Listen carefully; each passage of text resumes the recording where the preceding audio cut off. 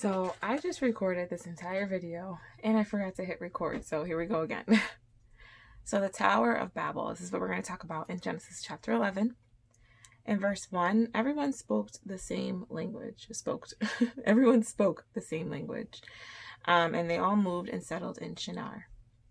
Verse 3 through 4.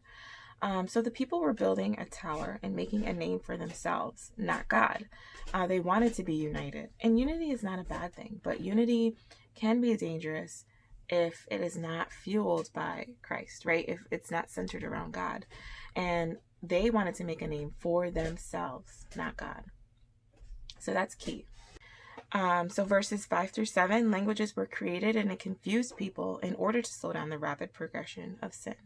So God saw that the people, once again, just like pre-flood, they were, so humans in general are inclined to sin. And so just like the people of before the flood, God didn't want that to happen again. And to slow that down, he confused everyone with different languages. And if, we can't communicate, then it's hard to be unified. So, instead of the earth going right back to what it was, before the flood, God made several languages. And now that's why we have different languages today. Verses 8 through 9, the Lord separated them, and the city was named Babel. And Babel is Hebrew for confused. That's a footnote that my Bible said. And it sounds a little bit like it sounds a lot like the word Babel, B-A-B-B-L-E, which means, just kind of utters or words that doesn't really make sense, kind of like a baby babble. And so I think it's really interesting that that word is derived from the name of this town, Babel, B-A-B-E-L. And that is the source of where God kind of confused everyone on the earth by creating several different languages.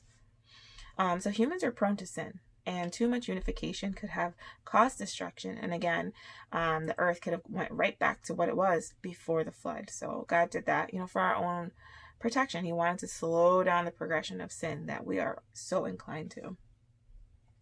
And then the rest of the chapter talks about a little bit of lineage. Well, this part of the chapter does.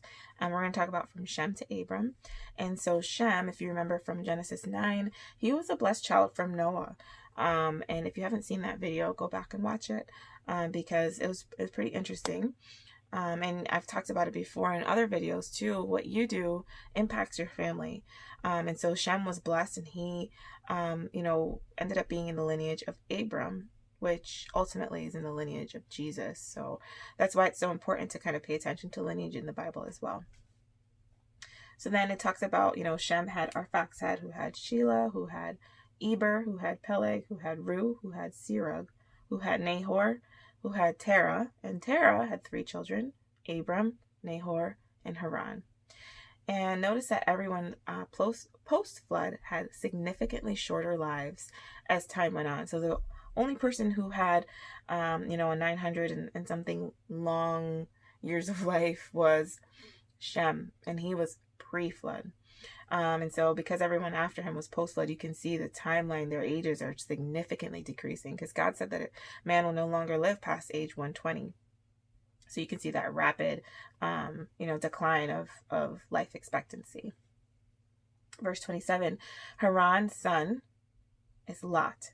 And Haran died young in the land of the Chaldeans. And I think this is placed here for a specific reason, and I'll explain why in a second.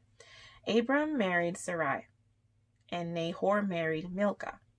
And I think that this explanation of Haran, that he died young, was placed there so that we can distinguish that Nahor's wife's father, so Nahor's father-in-law, is not the same as Nahor's brother, because you can see Nahor's brother was also Haran. So Nahor's father-in-law and his brother are 2 different people, because his brother only had Lot and he died young.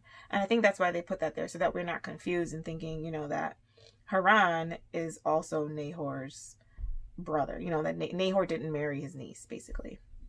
So Milcah's father was Haran, and I put not Lot's father, and her brother was Iscah.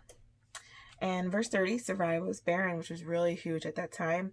Having children to carry on the namesake is important, as you can see. The lineage is even lined out in the Bible.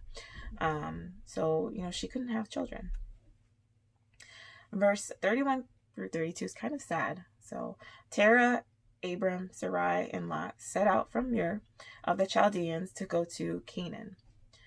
But when they arrived at Haran, they settled there. And so it's really important because sometimes we're on our way, we're in a journey, right? We're trying to achieve a certain goal, but then we may get, through part of it and then just stop and get comfortable. So don't settle, because if you keep reading, Terah died in Haran. He never made it to Canaan. So don't die in Haran, whatever that is to you. Don't give up. Keep going. Don't settle. It's so easy to settle and get comfortable sometimes, but we really need to keep going. Otherwise, I feel like this is so sad. He never made it to Canaan because they settled. So yeah, and I think that's all I have for today. Next week we'll read Genesis 12 and we'll keep going and see what happens. I'm so extremely grateful for each and every one of you, and I'll talk to you next time. Bye.